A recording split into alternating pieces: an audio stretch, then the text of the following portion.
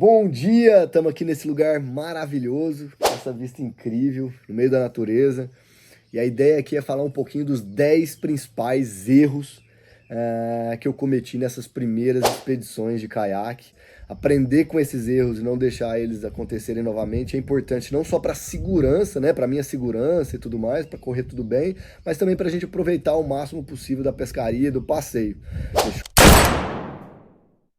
Um erro que a gente cometeu e que hoje eu já fiz aqui uma espécie de um protocolo é a gente não deixar de fazer um checklist, né, ou uma vistoria dos principais equipamentos e do caiaque antes de sair de casa, né, antes de pegar a estrada e lá no local, antes de embarcar, antes de começar a montar a tralha, a gente fazer uma vistoria geral. Então, entender se o caiaque está nas condições de navegação, dos principais equipamentos, checar a bateria. Então, hoje o que eu fiz foi criar ali um checklistzinho, né? Uma série de itens para eu passar e entender se está tudo em ordem antes da gente ir para a expedição. Isso vai evitar a gente perder aí um tempo grande, às vezes no deslocamento, dinheiro, tudo mais, para chegar lá e tá faltando alguma coisa, ou a gente ter um problema. Foi o caso que a gente teve agora recente com problema no caiaque. Um erro, ou talvez uma falha de segurança que a gente cometeu aí nessas primeiras expedições, foi a falta de levar algum tipo de equipamento de comunicação via satélite, ou seja, a falta de algum tipo de meio de comunicação para emergências.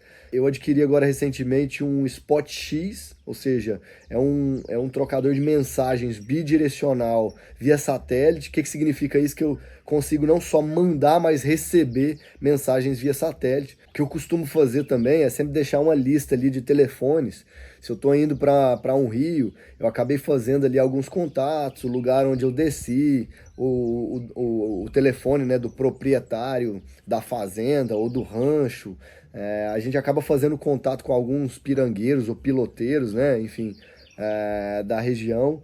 E eu sempre passo isso para minha esposa, no caso, né? Ela fica ali com alguns contatos. A turma fica até meio assustada às vezes quando a gente toma esse tipo de iniciativa, mas é melhor ela ter ali algum contato, se eu precisar de alguma força, ter alguém para ligar, enfim, alguém pode me buscar, porque às vezes ela vai estar numa região mais distante, enfim, tá num tempo de deslocamento e não sabe para quem acionar, então eu sempre deixo esses telefones fáceis ali, para que se ela precisar de alguma coisa, ela mandar ali alguém me buscar, enfim, alguma coisa nesse sentido.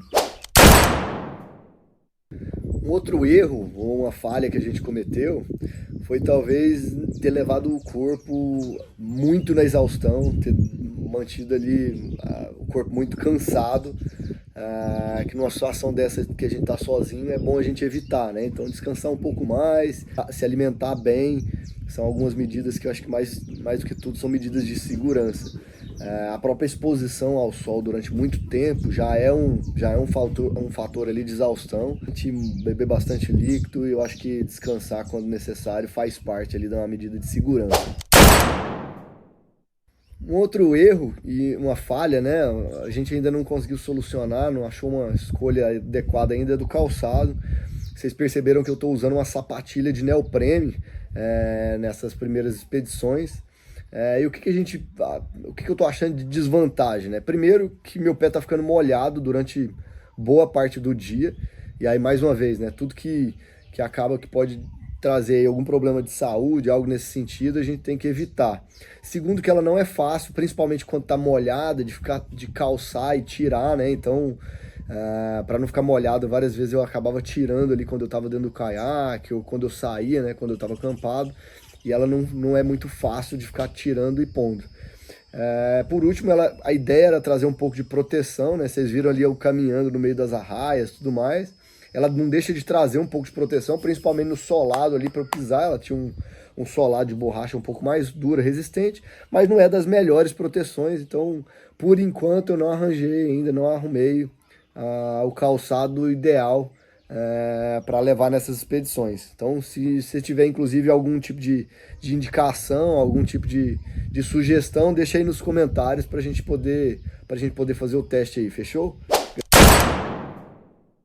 Vocês viram a gente falando um pouco de planejamento, e aí é uma coisa que eu acho que eu sempre vou bater muito nisso. E foi um erro, não deixou de ser um erro nessas primeiras expedições, um pouco de falta de planejamento.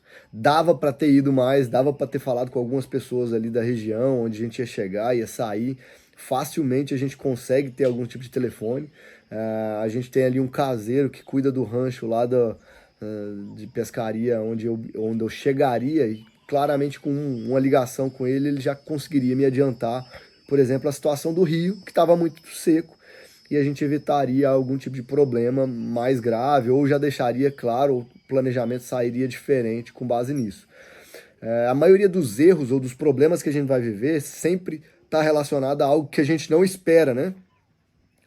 Tudo que eu pensava que poderia ser um problema, eu acabei me protegendo para aquilo e foi uma situação tranquila. Na pior das hipóteses, por mais que seja difícil, é algo que você já está esperando, é algo que você está preparado. Então, o máximo de planejamento, previsão de tempo, possíveis pontos de parada, locais que podem servir de apoio durante o caminho, comunicação com pessoas da região, contato de emergência, todo esse tipo de coisa, fotos, né, via Google, imagens aéreas, isso tudo, um cronogramazinho ali com possíveis horários, isso tudo pode te ajudar muito na hora da expedição, principalmente quando ela é um pouco mais longa, né, 3, 4, 5 dias, a gente que tem um objetivo aí de logo tá fazendo expedições acima de 10 dias, então o planejamento é sempre muito importante.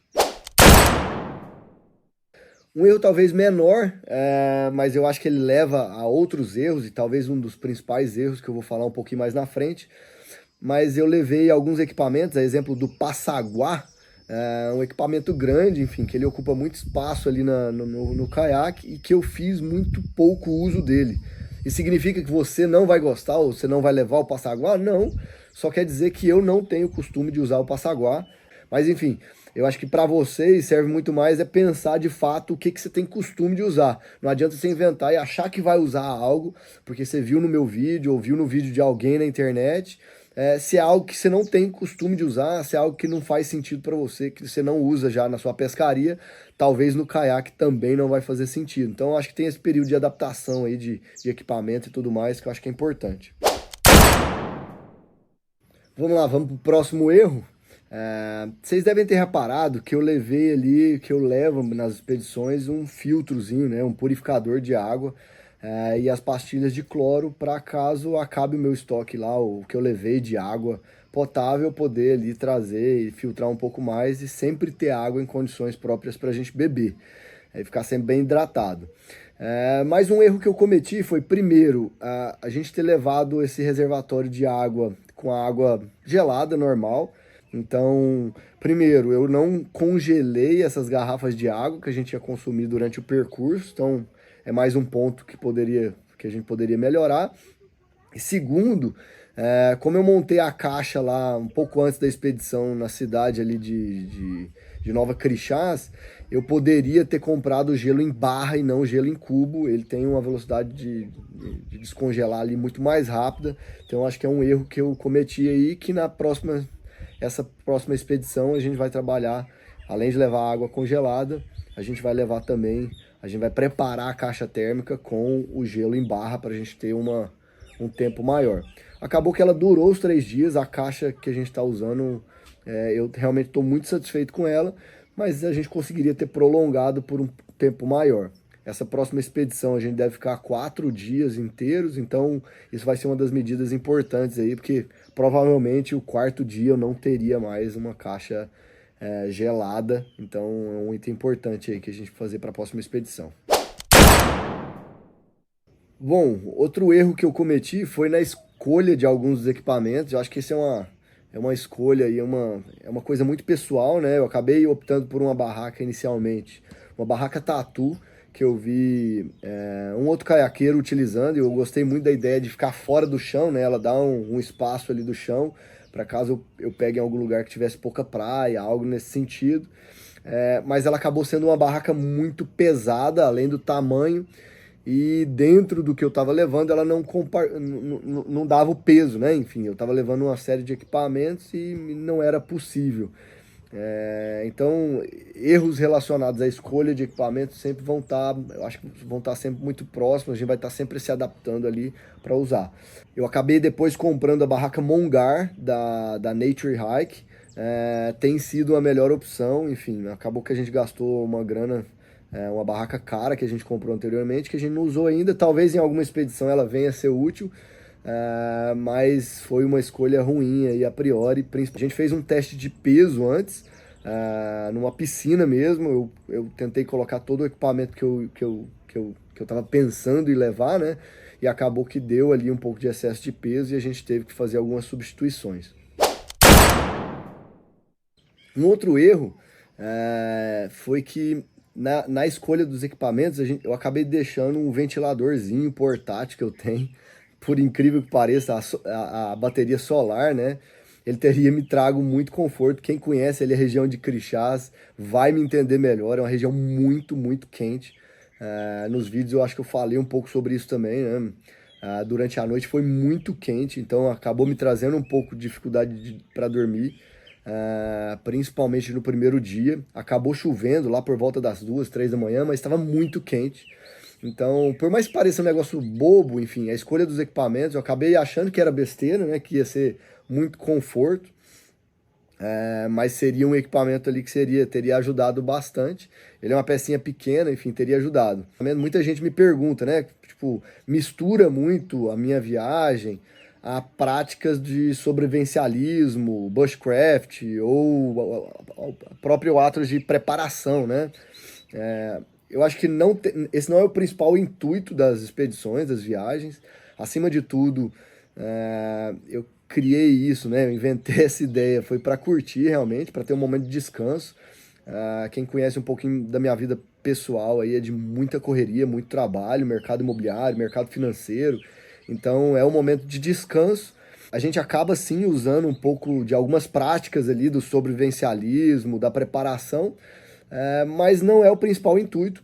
Inclusive, quem quiser entender um pouco mais sobre essas práticas e as principais diferenças, eu vou deixar aqui um link para vocês acessarem de um vídeo que eu acho que explica de maneira simples a principal diferença entre essas práticas. Então eu volto a dizer, eu acabo usando muito nas expedições práticas sobrevivencialistas de preparação, mas não é o principal intuito. Então a gente tenta ali na alimentação, no conforto, levar o máximo de coisas que a gente realmente vai para curtir melhor o passeio, para que seja um negócio divertido e uma experiência bacana. E se eu fosse escrever talvez um dos principais erros que eu cometi nessas primeiras expedições, eu acho que foi o excesso de bagagem, o excesso de peso, o excesso de redundância. Em alguns momentos é importante, então eu tinha lá uma carretilha em redundância, eu acabei tendo problema em uma das vezes com uma carretilha, tinha uma sobressalente, mas eu acho que eu levei ao excesso, né? Acima do que era necessário. A alimentação foi uma das coisas que dava para planejar melhor. Eu acabei fazendo uma espécie de um cardápio para eu saber o que eu ia utilizar, mas eu sempre fui ali no excesso, passei algumas vezes em muito do que eu precisava levar. Então no final sobrou muita comida. Eu acho que não tem como evitar esse erro. Talvez a dica, ou o que eu diria, né, com essas primeiras expedições quanto mais rápido você testar e se provocar para realmente o que você vai usar, o que é realmente importante, o que é exagero, talvez seja um passo importante. Então, faça bem esse planejamento, entenda o que você realmente vai precisar. E do ponto de vista de alimentação, a gente sempre fica preocupado de faltar, né? Mas eu acho que eu cometi o erro contrário, foi realmente do excesso. É isso que a gente queria trazer, um pouco dessa experiência. A gente vai estar falando muito mais do que um review detalhado de um equipamento ou outro, que eu acho que a gente tem muito disso aqui no YouTube, a gente consegue ver. Eu quero muito mais falar sobre a experiência que eu tenho utilizado, o meu uso dos equipamentos, o que tem sido mais útil, o que tem sido menos útil, é o que eu vou trazer um pouco aqui para vocês. Já tem aí uma série de equipamentos que a gente vai trazer para os próximos vídeos, que a gente vai fazer o primeiro uso ainda. Spot X, né, o comunicador que a gente falou, um próprio GPS Garmin Striker 4, que a gente vai testar com o sonar e GPS. Então são alguns equipamentos que a gente vai trazer já nas próximas expedições. Então, se tiver qualquer dúvida ou qualquer sugestão, inclusive, para o nosso aprendizado, deixa aqui no comentário. Vai ser muito rico, muito importante. Deixa seu like também e compartilha o vídeo aí com os amigos pescadores, principalmente a turma do caiaque aí, para a gente trocar experiência. Vai ser sempre muito rico. Grande abraço, até mais. Falou!